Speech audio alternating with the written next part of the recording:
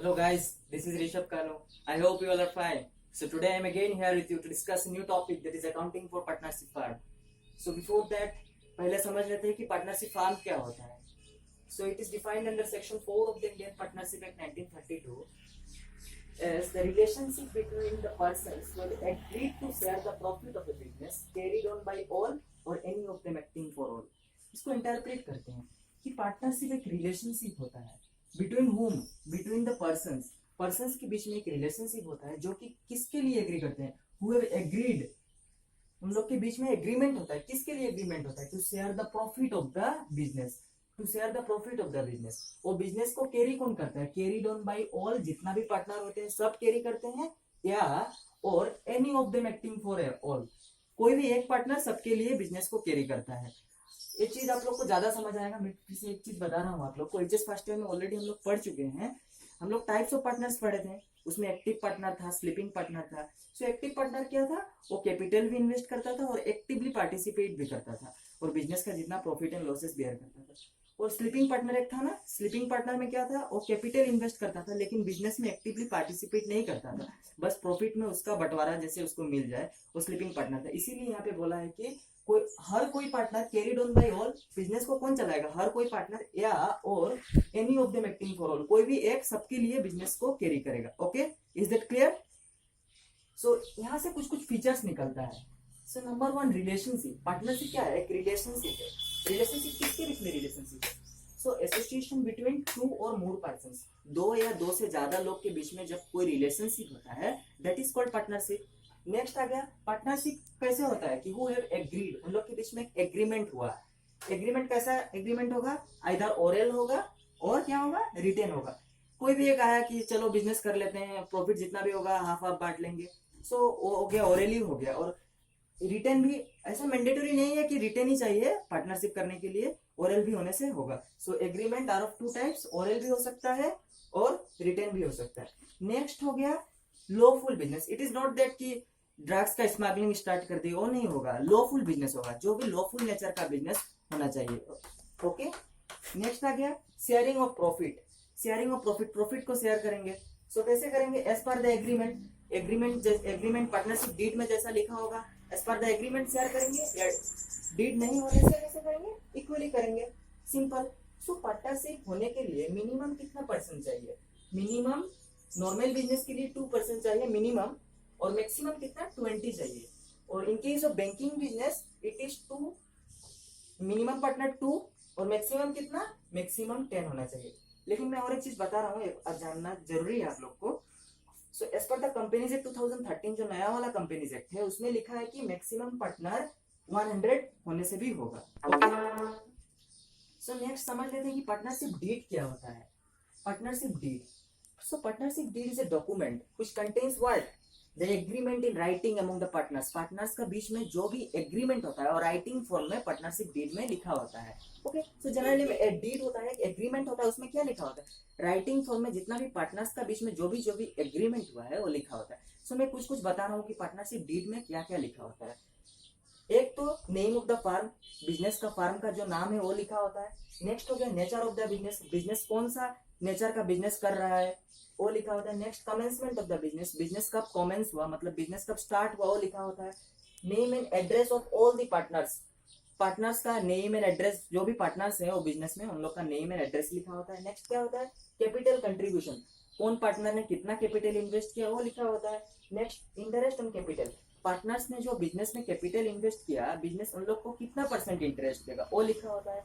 Next interest on drawings. Drawings क्या होता है? कोई भी पर्सन अगर अपना पर्सनल यूज के लिए कुछ भी बिजनेस से पैसा लेके जाए या कुछ भी सामान लेके जाए, उसको हम लोग ड्रॉइंग्स बोलते हैं. तो पार्टनरशिप डीड में क्या लिखा होता है? कितना परसेंट इंटरेस्ट देगा ड्रॉइंग्स में, और जो ड्रॉइंग्स लेके गया है उसमें कितना परसेंट इंटरेस्ट देगा. नेक्स्ट हो गया प्रॉफिट शेयरिंग रेशियो, उन लोग का कितना प्रॉफिट शेयरिंग रेशियो लिखा होता है इसमें. इंटरेस्ट ऑन लोन, अगर कोई भी पार्टनर ने बिजनेस में कोई लोन दिया है, कंट्रीब्यूट किया है, सो उसमें उसको कितना इंटरेस्ट मिलेगा वो लिखा होता है. नेक्स्ट पार्टनर्स को सैलरी कितना मिलेगा वो लिखा होता है. नेक्स्ट हो गया rights and duties of the partners, partners का क्या राइट्स है क्या ड्यूटीज है वो लिखा होता है. जनरली मैं सब कुछ नहीं बताऊँ, कुछ कुछ आइटम्स जो जो लिखा होता है पार्टनरशिप डीड में वो सब बताएं. Next proceeding towards the rules applicable in the absence of partnership deed, अगर कभी कभी ऐसा होता है कि पार्टनरशिप डीड नहीं होता है, it is not mandatory that partnership deed चाहिए पार्टनरशिप बिजनेस करने के लिए। कभी कभी क्या होता है पार्टनरशिप डीड नहीं होता है फिर भी लोग पार्टनरशिप बिजनेस करते हैं। So in the absence of partnership deed क्या क्या रूल्स एप्लीकेबल होगा जान लेते हैं। सो प्रॉफिट शेयरिंग रेशियो क्या होगा, अगर पार्टनरशिप डीड नहीं होता है then profit sharing ratio equally distribute करेंगे। नेक्स्ट हो गया interest on loan. Interest on loan partnership deed अगर नहीं होता है देन 6% चार्ज होगा। ओके, नेक्स्ट होता है इंटरेस्ट ऑन कैपिटल, जो पार्टनर्स ने कैपिटल इन्वेस्ट किया है बिजनेस में उनमें उनको इंटरेस्ट पेमेंट नहीं किया जाएगा अगर पार्टनरशिप डीड नहीं हुआ तो। नेक्स्ट हो गया इंटरेस्ट ऑन ड्रॉइंग्स, पार्टनर्स ने सपोज ड्रॉइंग्स जो कुछ भी पर्सनल यूज के लिए जो भी पैसा लेके गए हैं बिजनेस से उनका ऊपर कोई भी इंटरेस्ट चार्ज नहीं होगा। नेक्स्ट हो गया सैलरीज और कमीशन, पार्टनर्स लोग को कोई भी सैलरी कोई भी कमीशन पेड नहीं होगा अगर पार्टनरशिप डीड नहीं होता है। सो अभी समझते हैं कि हम लोग पहले जो इश्यूज फर्स्ट ईयर में बनाए थे sole proprietorship, in case of sole proprietorship हम लोग क्या क्या अकाउंट बनाए थे, क्या क्या फाइनेंशियल अकाउंट स्टेटमेंट बनाए थे। सो नंबर 1 ट्रेडिंग अकाउंट बनाया था। ट्रेडिंग अकाउंट से क्या निकल के आता था, ग्रोस प्रॉफिट आता था। ग्रोस प्रॉफिट को हम लोग प्रॉफिट एंड लॉस में ट्रांसफर करते थे और यहाँ से हम लोग को क्या मिलता था, नेट प्रॉफिट। ये जो नेट प्रॉफिट होता था ये जो सोल प्रोप्राइटर है खुद अकेला ही उसका कैपिटल में ऐड हो जाता था। हाँ, but in case of partnership क्या होता है, सेम पार्टनरशिप हम लोग ट्रेडिंग अकाउंट बनाते हैं, ट्रेडिंग अकाउंट से जो ग्रॉस प्रॉफिट होता है उसको हम लोग ट्रांसफर करते हैं और जो नेट प्रॉफिट होता है वो यहाँ पे तो एक आदमी नहीं है, यहाँ पे तो बहुत सारा पार्टनर्स है, जो उन लोग को डिस्ट्रीब्यूट करने के लिए एक अलग से एक अकाउंट बनाया जाता है जिसको हम लोग profit and loss appropriation account बोलते हैं।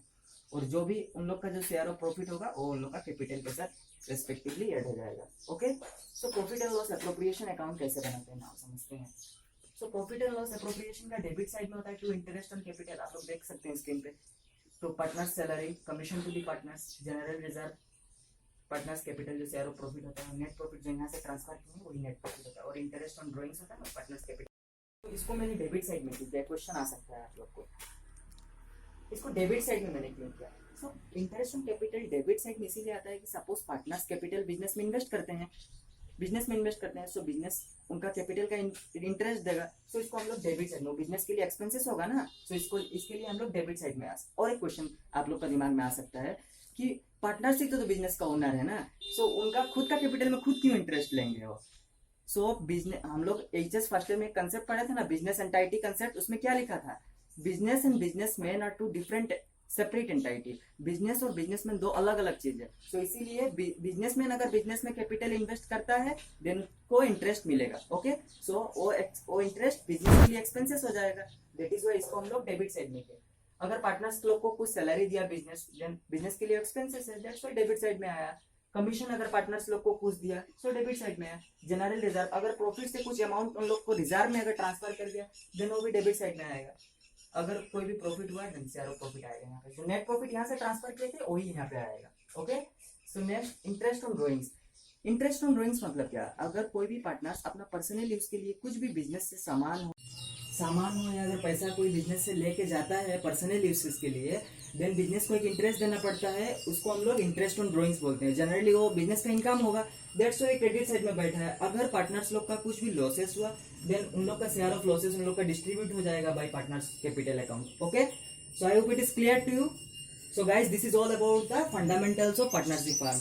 So in the next video I'll upload how to calculate interest on drawings, how to calculate interest on capital. मैं next video में सब upload कर दूंगा आप लोग को। Okay? So अगर मैं एक चीज बता रहा हूँ, अगर आप लोग का कुछ भी डाउट हुआ और मेरा कमेंट सेक्शन में आप लोग बता दीजिएगा, और आप लोग को अगर नोट्स चाहिए देन मेरा व्हाट्सएप नंबर है, आप लोग नोट डाउन कर लीजिए 9854552237। इसमें आप लोग मैसेज कर देना, मैं पार्टनरशिप रिलेटेड कुछ भी नोट्स होगा मैं आप लोग को प्रोवाइड कर दूंगा। ओके, और व्हाट्सएप नंबर या ईमेल आईडी है मेरा rishav525@gmail.com में आप लोग मुझे मैसेज कर सकते हैं, मैं आप लोग का कुछ भी पार्टनरशिप रिलेटेड नोट्स प्रोवाइड कर दूंगा। Okay, thank you guys.